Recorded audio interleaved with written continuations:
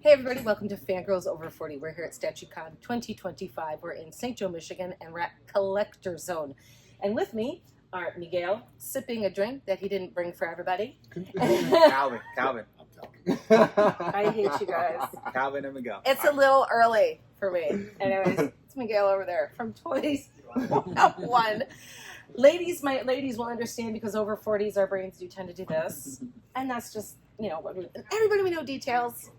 Hey, he's been with us for ages now, it seems. Yeah, wow. Yeah, you arrived here on the 4th. So just the beginning of the week. And when did you guys drop into this area? Yesterday morning, right? Wow. Right, yesterday. And you guys are from? Me? I'm from Jersey, Philly area. Jersey? Yep. SoCal. Cal. So you had the second longest travel time. I think D might have beat you a little bit. I think Alex downstairs Alex. beat all of Yeah. us. Well, no, he came from London. Oh, Yeah, yeah, he flew from Heathrow, so they're right, neck okay, and neck. both So of them. that's great. So we are here for one thing and one thing only, StatueCon. And we have this cute little Gamorrean Guard here hanging with us. And who has created this wonderful little piece of art? So this is actually from Gentle Giant, which used to be a huge company. They've been around for a while. Fortunately, they just went out of business not too long ago. This is actually one of their newest pieces. Joe Allard is he's the guy who designed these Legends in 3D busts. This line in particular, and I think they do a fantastic job with this. I can't remember who actually sculpted it because they never really say on it here, but they have like Rocco Tartamella, who's awesome as well. I don't know if he did this one, but they have several people on that team that've been around for a long time and worked with other companies. But this line in particular is the Legends in 3D bust. The fly knows it's a Gamorrean. It's from Star That's Wars. funny. Yeah. You can almost smell them outside. How hard is it for a company to stay in business that makes things like this? Well, I think now, just with the times, how they, obviously COVID hit them, and then now with the whole tariff things, a lot of companies had to restructure because, for the average consumer, they look at it like, oh, it's just a $30 fee here, there. But you got to remember, to make these things, they're getting charged for every piece of, that they bring in. So like, let's say this had any rooted hair, they would get charged for the rooted hair. They would get charged for all the pieces that make this statue here that we're looking at. So it took a toll for them and stuff, and this is kind of, where it went with them. With Diamond Distributors, it's the parent company that kind of went out. So they had Diamond Select, Gentle Giant, Previews World. They had a bunch of people under them that kind of just, ended all, during this time. But they were a company that's been with us for a very long time. They partnered up with us since the beginning, since we started our channel, Toy Quest 101. But this is, you can see it's not bad. And these are not that expensive. They're usually between $150 and $250 compared to some of the bigger statues. But this is nice, and like you see, the sculpt looks really good. So I'm just going to turn them around. So for my ladies, right? Just because when you look at these statues, you can actually tell the texture difference of what that costume in real life would be. So a friend of mine who is a seamstress, she looks at these, and it's really quite fun to see it from someone else's point of view. She says, well, he's kind of fugly. Well, he is supposed to be fugly. That's the whole deal. But what she looks at, she goes, oh, that does look like it's steel. That does look like it's leather. That does look like it's suede. That looks like that's going to be kind of a matty, kind of baggy thing, And so it is the detail of these things. And I think what's quite nice is this shouldn't put anybody off in any price bracket who wants to own a piece of something from any of their favorite fandoms. We're not just doing Star Wars, but any of them. And we are going to kill that fly today. That's on our list of things to do. I'm going to leave that in because it's important. You've got to realize they're literal works of art. Oh, they are. Absolutely. It's not just something that an ornament. It is a piece of art. From the sculpting to the painting to the spraying to even the moisture on the lips. Yeah, he looks like he's dribbling. For that. He should dribble, shouldn't you? Well, what's really even more interesting about these things is, we're looking at people kind of like our age. This is our old thing growing up as kids and loving this. But I'm also thinking about our older set. My aunt and my mom are in their late 80s, early 90s. And when they came in here, they were awestruck by this place. So for anyone of any age, they can find something by any of these studios. And even if it's a teeny pop it in their house and enjoy it. Right now, baby Grogu's in my mom's summer room with plants all around him. He looks fantastic. And that's exactly where he is. And my mom calls him the fugly little green thing in her thing. So, when we're talking to hardcore collectors, go down to the person who maybe just buys one because they like how it looks. And I think that's really important. So I guess from standpoint, I'm going to ask questions now. So what was your first, I suppose, memory of fandom when you were itty bitty kid? What's your first remembering? 6 years old, going to see Batman '89 in the theaters. That's always and then so now that we have Michael Keaton, He's the coming king. back in with the latest Flash movie, it just brings you right back to that. So when I'm collecting things, it's those memories that are bringing me back to, I'm in my 40s, but I'm still, I can still be that big kid, Absolutely. I'm a big kid The kid inside of us never grows up. No, It's just never. the casing, right? Then you get adult money. Oh, that's the problem. And You get that's adult the money, problem, and then yep. it's everything. So now you What's can your afford those things. What's your favorite memory? Your first memory of fandom? For me, it's always been X-Men, the animated series. And now that they came out with X-Men '97, Yeah. I love it. That score. Wow, And that's good. and the cool thing about this, so I grew up in Puerto Rico. I was kind of back and forth, and we didn't have a lot of channels, but cartoons were on, obviously, and Saturday X-Men morning were on, cartoons. and it's kind of like a full circle for me. And Calvin could attest to this, but I've always been a fan of it. Wolverine's been my favorite. I named my son Logan, Right. and full circle, I'm actually really, really good friends now with Cal Dodd, and all the X-Men, the originals and '97 have been on our show. And we've interviewed them, and we've got to meet them at the cons and stuff. That would And be great. I've introduced them to statues, and especially when one of their character comes out, Oh, they yeah. love it. But it's just a full circle. Never in a million years would have thought that, but yeah, X-Men for me has been always like my thing. Do we all remember when we were? I remember. So when I was in high school in '92, '93, '94, telling my age now, this was not cool.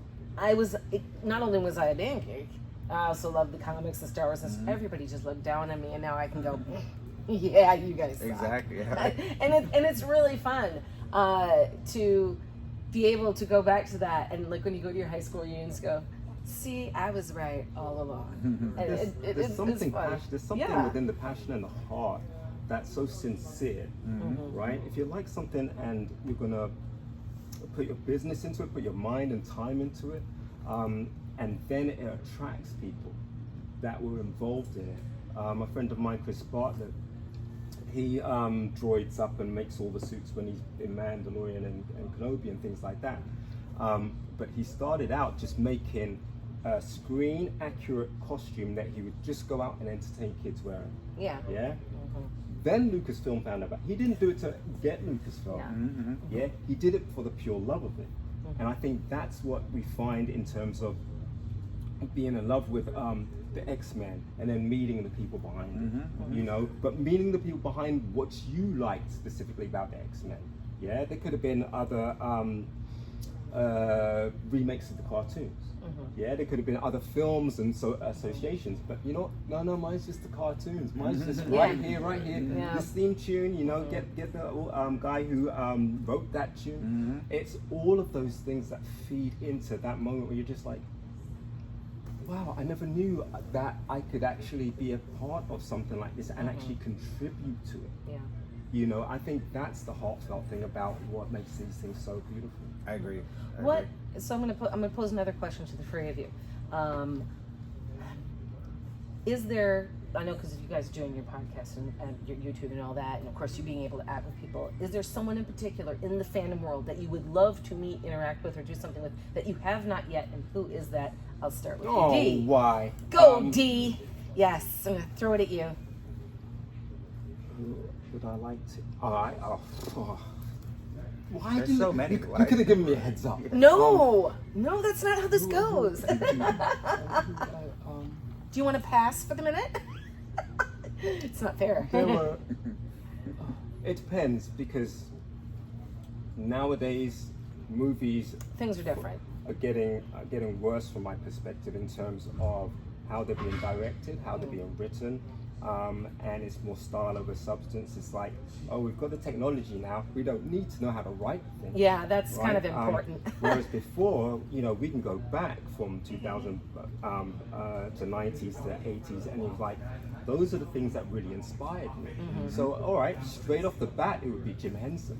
Oh yeah, there you go. There is no one that played a more significant role in my life. I mean, I learned how to count to 12. Before I think we all 6, 7, 8, 9. yeah, 10. before I even went to school. Oh yeah, we all did. My first day of Us school. oldies. but that's commonplace for you in America. Yeah. Yeah. In the UK, it was 7 o'clock in the morning or whatever. On a weekend, you only got that. In the evenings or one day in a week, you might have got the Muppet Show or something like Or that. The Wonderful World of Disney would come on Sundays. You know, Yeah. well, see, we didn't get that. Yeah, For shame. Disney didn't enter the UK until at least somewhere in the 2000s or 90s. Oh, yeah, wow. Disney was nothing in Wow. the UK. Yeah, we Well, they filmed everything there. we would see the odd occasional goofy animation of him going to work or doing something. Pluto. But it was always Hanna-Barbera or Yeah, Hanna-Barbera. Looney Tunes. Yeah, they were good. I love them. Daffy Duck rules. He certainly does. Yeah, Jim Henson in terms of the educational process, and there's a Muppet, there's a dude operating the Muppet or a female operating that Muppet, and the kids are in there, and you're But there. it's the Muppet. Yeah, and I'm like, I would have killed just to sit and spend a minute with Grover. You know? Oh, Grover's the dude. I love Grover. But then I grow Although up. Animal, come on. Yeah, but that's the adult thing. He wasn't I really know. in Sesame Street. But then Yeah. then you grow up, and then Jim Henson's growing up. He's making movies. He's making not just Muppet movies. He's making Labyrinth, making deep stuff. Oh, and yeah. And then later on, I end up working with most of the puppeteers that worked with him on this project or that project. And you feel like you're being made a part of something, like my audition. I'd say kind of like an audition. My first character I played for The Force Awakens was a laughing face character called Patton's. We had a rehearsal for it, and in that rehearsal, the directors and everybody, JJ comes in and says, "Oh, yeah, we want that, or we don't want that in the scene." All I had to do was laugh all the way through. I could barely see. My co-partner was Tom Bell. He had to set the creature off, so all I had to do was laugh for 20 minutes. Took the head off, and then Neil Scanlon said, "Can we give details around the applause?" And to be there and know that this person worked on A Muppet's Christmas Carol, this person worked on. It just Humbling. it is humbling, but, Humbling and but fun. it is finding that home. It is finding that home in your heart when you connect with Absolutely. these people. But there you go. It's awesome. All right, your turn. I mean, Go on, there's man. a million of them. I But know. for me, if I could have, I would have loved to interview Stan Lee when he was live. Oh, Yeah, it was Stan Lee. Stan. Yeah, just because, like, Stan. a lot of people see superheroes differently, right? Like Spider-Man, for example. Spider-Man, in my eyes, wasn't the hero. It was Peter Parker. Oh, You know what I mean? 'Cause yeah. Peter Parker was the one in school getting bullied and all that. Yeah. He was really the hero. He was the one that everybody related to. Yes. Spider-Man was just somebody, help. to help him. Yeah. So Peter Parker, but to get into the mind of Stan Lee and talk to him, and because he's the guy who created it all and all that, I think for me that would have been, my starstruck moment to have him on. And I met him a couple times. But Did you fanboy? oh yeah, it's the only person I ever really fanboy for. Like I appreciate everybody and stuff, but like I was There's nervous just for a him. couple you really like. Yeah. I was will say, nervous for him. I did get an autograph sent to me from him Nice. in '96 Oh my when he had that gosh. when it was the Spider-Man animation, like Yeah. the X-Men. Yeah. Oh, cool. And I sent a message to the BBC. Yeah. I was in a band at the time, so they all knew. So I said, "Oh, can you tell Stanley that Details wants an autograph?" And they said, "Oh, he's just left the studio. He's gone to Ireland." Oh, Yeah. when And- did he go to and then all the way from Ireland, I had this, the inlay cover for the DVD for the animation. Yes. Yeah, I had that, and he stapled a detail. He said Stanley to Details and whatever, and that was as close as I ever got. But Wow. it's treasure. Oh, Yeah. But I know what you that's mean. nice, Yeah. man. Would have been Stan Lee. for What's me. yours? Who? Since everybody's pulling out the big names, Yeah. Pull out the gun. God. I would have loved to meet Walt Disney. That's good. Yeah. Good one. I'm a Disney adult, so Oh, good man. I'm about 40 minutes from Disneyland, so I'm there often. I am 4 out of the 6 global parks right now, so I still have Shanghai and Hong Kong to hit. So I just hit man. Tokyo in April. How was that? Tokyo Disney, Disney Sea, phenomenal. I have to go back to Disney Sea. Okay. Got to do Paris back in 22 when I did a Star Wars celebration in London. So and then there at Dubai, 23. Was that 22 or Yeah, 23? the 23 was the latest one in 23, London. The latest one in London. I was there for that. Yeah. So I was Okay. there. But you were just playing with the droids. Yeah, I was in the droid pit. I was hanging with the droids. Yeah. So from I was there- walking around. Yeah, so from there, my wife, we went from there to Disney Paris, and then we just randomly threw in a random Morocco trip as well. Went to Marrakech. Oh, that's and So nice. that wasn't planned at all. But so we're Disney adults, but I would have loved to just pick this brand a little bit, just from as small as a mouse to what we have globally now as a conglomerate that they are. It's just phenomenal. So Was it the mouse, or in conjunction with the other movies, or was it just the mouse for you? It was all of it. My mom says she remembers that she pulled up to the parking lot. And it's funny because when people think of Disneyland now, they think of just the Disneyland versus California Adventure. I remember when that was just a parking lot. It wasn't even there. And so my mom still says, she was like, I remember I pulled up one time and you were just so happy to be at Mickey Mouse's house. I guess that's what I would say. Oh, that's She's so like, I didn't even have to go cute. in the park. She said, you were just happy to be in the parking lot to see Magic. Well, that's a pretty, so easy day. I Just get in the told park. that a lot. Now my mom's the greatest. She took us in. She took me and my baby brother in. So she did that all by herself. So kudos to you, Mom. But Oh, thank you, mommies. All our mommies. I have that at a young age. So now being 42, I can walk into Disneyland and I love And when just I go worked in. at Disneyland and everyone says, well, all these men come in here. It's like every man that goes through that turnstile goes from 45 to 5 in a minute and a second and a half. It is not even a question. Now, I'm going to throw another one at you guys because I think we all talk about our favorites and everything. Who is the most underrated character, do you think? In any genre that you like. Just pull one and say, you know what? They're underrated, but they're fantastic. I'll give you 2 minutes to think about it. Underrated character. I'm trying to think. Doc Savage. I'm looking around like trying to get. My husband's off camera. He says Doc Savage. So yeah, Underrated. underrated character. and needs more screen time, or book time, or comic book time, or whatever. I feel like Jar Jar Binks. Darth Oh, Jar bless him. Jar. Darth Jar Jar. Can we get Darth Jar Jar? Let's give a minute to Ahmed. I mean, I know Best. that's your world, but Who like, I is feel like awesome. Darth Jar Jar would be cool. Oh my You know? gosh. There's a Lego set out with Yeah, Darth Darth Jar Jar Jar. Jar. We saw But that the at San thing Diego. is with Jar Jar, let's just talk about that for just a quick minute. So when Phantom Menace came out, all of us inwardly went, it was great. I mean, and then everybody comes out and to be fair, I don't think it was the people who watched the movie that bitched about Jar Jar. I think it was the film critics and everything. Each character, George had a plan for everybody. Just sit back and enjoy the plan. Just don't moan about it, enjoy the plan. And I think also, if you read a couple of the books, Jar Jar has a lot more to do and say, like in the comics. And you can, and as you said, point A, point B, everything connects. Just take your time. It will show you. But I think I was listening to Star Wars Clone Wars Gambit audiobook, and it is by far my favorite Star Wars story, and it needs to be made live action. We need it. But it's funny, they talk about Jar Jar in it, but he's actually not in the book, which I think speaks a lot for him. So they talk back about Naboo and everything, and about the Gungans and the symbiotic relationship. But I think Jar Jar was a character. I think he was fun, comedic, Yeah, he actually, was. and he was ridiculous. But Ahmed Best got so much crap. I felt so bad for him. But when he came back as Kelleran back, I think, right, honey, did I not weep and shout?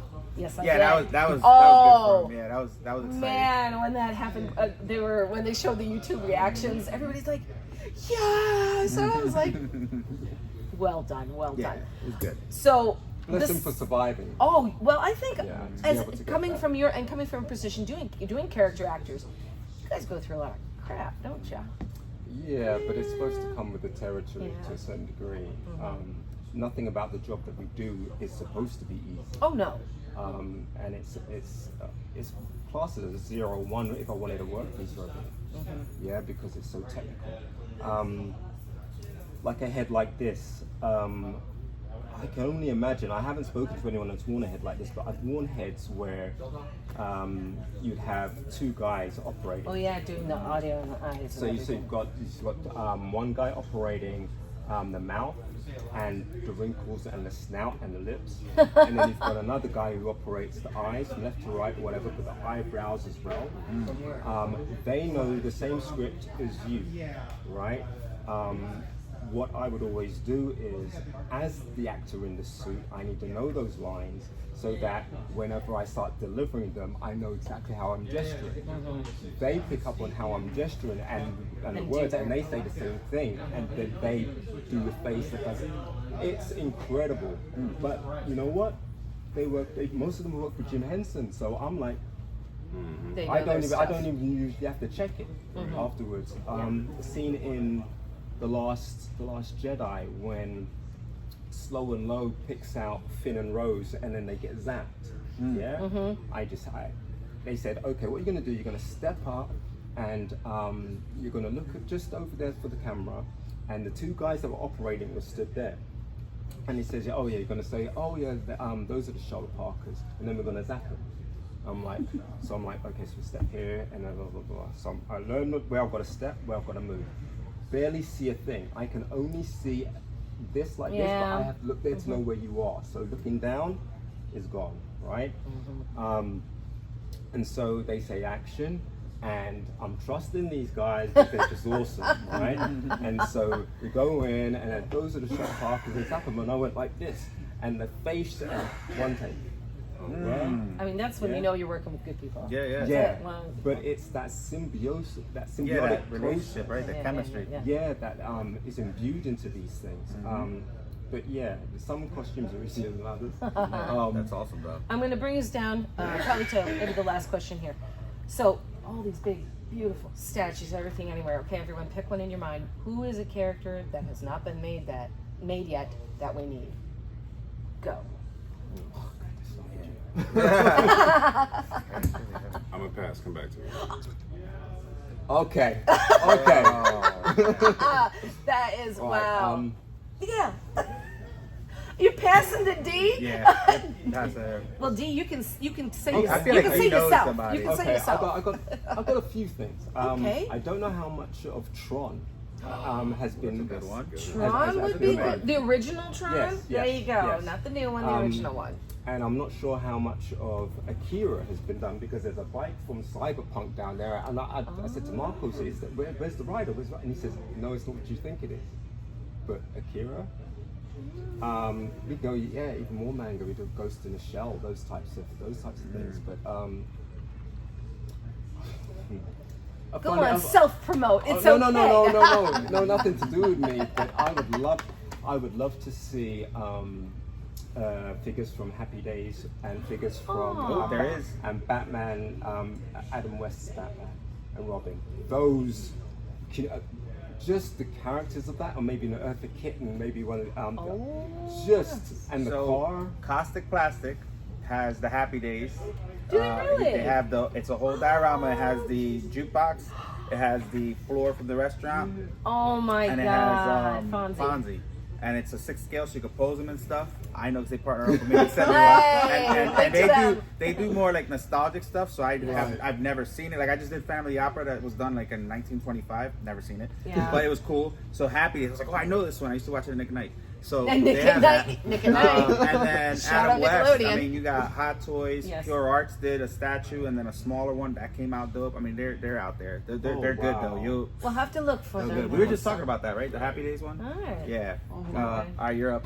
Okay. No, wait. No, it goes like this. You're up. All right, this morning Marcos and I was just talking about it. PCS did this amazing Jordan that's on the floor. Yes. I would love to see a Kobe. There you go. I'm an LA guy. Kobe was my Jordan growing up. I got to see him from my rookie year till to his untimely passing, and so I would love to have a Kobe piece in my collection. I think 8 or 24, either or both. I don't care, but I would love to have that. I think that's due. He's passed away, and he's left such a massive footprint in this sport. You'd be like the morning of. Okay, so my it was a week to the day after my birthday, and the day of his passing is my nephew's birthday, whose initials spell out Kobe because his dad's a huge Kobe fan as well. So his name's Caden, but his initials is KOBE. on purpose. And, Oh my And goodness. so I woke up to like 1,000 messages blowing on my phone going. I'm like, what is going on? And everybody's like, did you hear about Kobe? And I'm like, what are you talking about? Then I get to turn on the news, and then we got the news yes. what happened that morning. So That's just giving me but I would- goosebumps. so Oh. I would love to have a Kobe piece in my collection. That Like would be I have figures and like on my jerseys and the shoes, but I would love to have a statue piece of Kobe. Very good. Well, now it's your turn. I got one. Yeah, to you. It's not probably not the most favorite, but I'm a big X-Men fan. Love Wolverine, and I love all his arch enemies. You got Sabretooth, you got Magneto, yeah. you got a bunch of them. Omega Red. I want to see a Silver Samurai statue. I think that would be dope. Oh. And especially if it's a diorama, Wolverine versus Yeah. Silver Samurai. I think that would be dope. But I want to see a little bit more into like the Wolverine world of all the guys that he's fought. Silver Samurai is one that you haven't really seen. So and they do a lot of samurais, especially XM Studios, Samurai line for Batman and all this stuff. But actual Silver Samurai. Have would you be dope. seen a Prince one? I would Oh. love a Prince, yes. A Prince on his There's a bike. Prince? Wait, What? so there's There's a wait. there's There a is statue out there is an Really? argument on my show that's been going on for years, Like, we got to do it now. and Let's yeah, go. it's MJ or Prince. You had to pick one. Who would it be? Prince. We're Look, both, look, we're look. both, and we're Prince. both Michaels. No, Prince. I grew up with both of them. Yep. Yeah. The Prince. I met New Power Generation. You know how close I came to joining New Power Generation? And then Prince came back to the UK for a stadium tour, but came back without them. And that was the same year that I ended up in my band anyway. But everything that I put into that band in terms of choreography and ideas and concepts, a lot of it came from Prince. Nice. Because I was working at Wembley Arena for his new tour. And I used to see all the concerts, right? This particular one, I saw 9 times. And not one show was the same as the one before.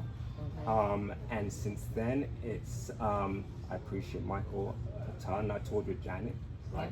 We So I- need so a I- Janet Jackson so I know the statue. family. That'd be a good one. We Rhythm need, Nation we out need from- it. From We what- need from it. what era? Rhythm You Nation. could do you could do decade after decade after Can you- decade. look, all right, then- I would take a Janet today. But what about Rhythm Nation? But what about the All Right video? You remember the All Right video Yes, I with the do. Cab Calloway, all the Spats, all that class? I'm sorry. In my head, I've got the image of her on stage with on top of somebody. You guys see that one where she had a fan come out and she You did dance on? guys. I would love that statue. My friend, I would- my if I- friend, with her. My face sculpt would have to be on the top. I've got a friend called Oh my Tabitha. God.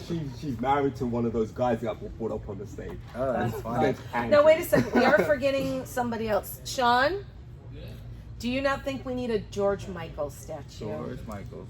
Oh, We were talking about George last night. We need a George Michael statue, but which kind of George statue do we need? it's the Faith one, isn't it? That's probably It is. the most It's- iconic. yeah, we one. Most were iconic one. It's gotta Yeah. be iconic. Yeah. Yeah. So the Just fifth lean one. up against the wall with the guitar. Oh guitar, yeah, yeah, absolutely. Yeah. So studios, if you're listening, we need Janet Jackson and we need George Michael. And Kobe. Kobe. And Kobe. Yep. And Prince. And Prince. We No, have they a got list. Prince. Prince. They Well, got you him have on a Prince. motorcycle. You have Prince. Yeah, you have. Well, ship that to me. There you go. Keep I us- live at. No, you don't. You don't live anywhere. But let's see, guys. I want to really thank you guys for joining us today. We have got 3 more days of this. We have the rest of today. So come down here to St. Joe, Michigan. Wherever you are in Midwestern United States, you're not that far from us. You know it. You can do 10 hours. It's easy. Not a problem. And you guys, your show is at? Toy Quest 101. So it's online. You can Google Toy Quest 101, you'll find us. It's on YouTube mostly, and we have a live show on Friday. So come check us out. We'll link off all to these guys. So from all of us here at StatueCon 2025, thanks for joining us, and we'll see you soon. May the force be with you. Yes.